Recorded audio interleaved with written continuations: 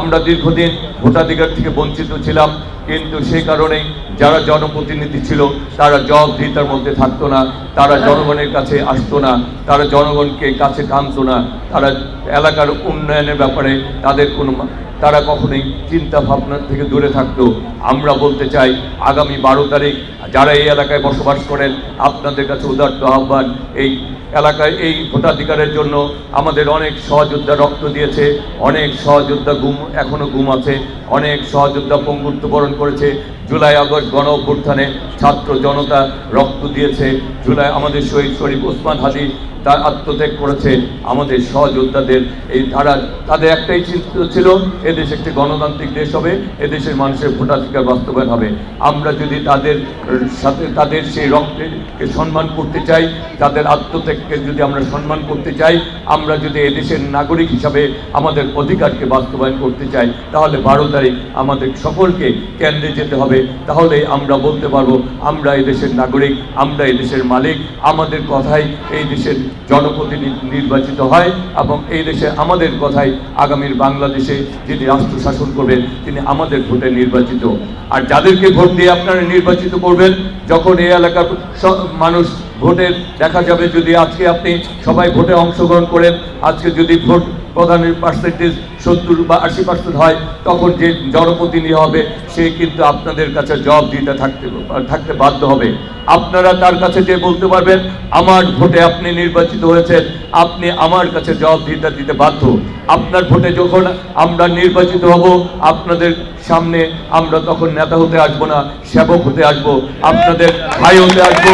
আমরা এলাকার সন্তান হিসাবে আপনাদের সামনে দাঁড়াবো।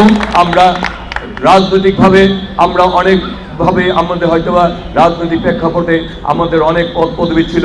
আমি বিএনপি জাতীয় নির্বাহী কমিটির এখন সদস্য, একসময় ছাত্রদল কেন্দ্রীয় কমিটির সাধারণ সম্পাদক ছিলাম, ঢাকা মহানগর বিএনপির ভারপ্রাপ্ত প্রথম যুগ্ম সাধারণ সম্পাদক, ঢাকা মহানগর ছাত্রদলের আহ্বায়ক, সাধারণ অনেক পদে ছিলাম।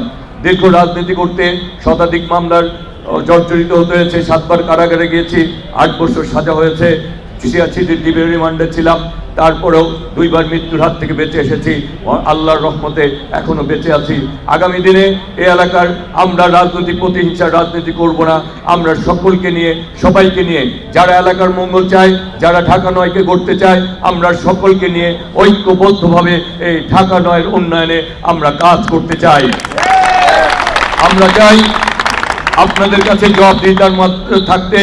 আমরা চাই আপনারা আমাদেরকে বলেন যে আপনার ভোটেই আমি নির্বাচিত, সুতরাং আপনারা নিজেরা যাবেন, পরিবারের সদস্যদের নিয়ে যাবেন, শুভাকাঙ্ক্ষীদের নিয়ে, সবাই নিয়ে ভোট কেন্দ্রে নিয়ে আপনি আপনার অনেক রক্তের বিনিময়ে অর্জিত এই ভোটাধিকারকে বাস্তবায়ন করবেন।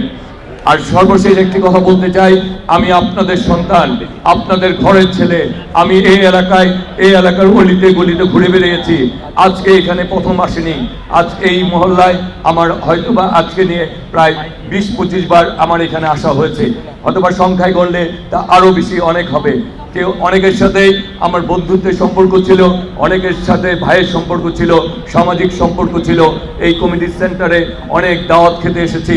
তার আপনাদের সাথে একটি বন্ধনে, একটি আত্মীয়তার বন্ধনে বলেন, বন্ধুত্বের বন্ধনে বলেন, আপনাদের সাথে একটি নিবিড় বন্ধনে আমি আবদ্ধ হয়েছি। আপনাদের সেই বন্ধনের দাবি রেখেই বলছি, এলাকার সন্তান হিসেবে আপনারা আপনার ভাইকে, আপনার সন্তানকে যেভাবে ভালোবাসেন, আমি আপনাদের সেই ভালোবাসা চাই। আমরা আগামী দিনে সবাইকে নিয়ে সেই বাংলাদেশ গড়ার প্রত্যয় জানিয়ে এবং আপনাদের সবাইকে নিয়ে এগিয়ে যেতে চাই। সেই কারণে আমরা বলি, আমার আগে আমরা, আমাদের আগে দেশ, ক্ষমতার আগে জনতা, সবার আগে গর্ব কাজ, গর্ব দেশ, সবার আগে গর্ব কাজ, গর্ব দেশ, সবার আগে ভোট দিলে ধানের শীষে দেশ গর্ব, দেশ গর্ব।